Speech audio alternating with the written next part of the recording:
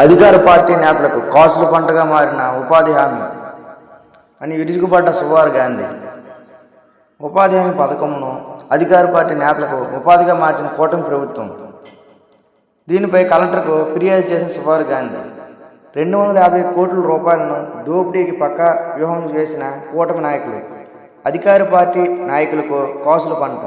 ఈరోజు తేదీ 5/5/2025 సోమవారం శ్రీకాకుళం జిల్లా పరిషత్ కార్యాలయంలో జరిగిన గ్రీవెన్స్లో పలు సమస్యలపై జిల్లా కలెక్టర్కు కలిసిన ఆమదాలవలస నియోజకవర్గం ఇండిపెండెంట్ ఎమ్మెల్యే అభ్యర్థి సువారు గాంధీ.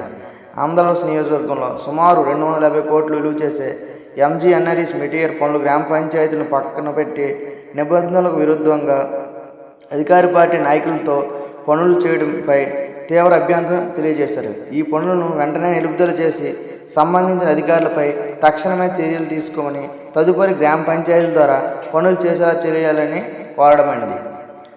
ఆమదాలవలస నియోజకవర్గ పరిధిలో అలికాం బత్రి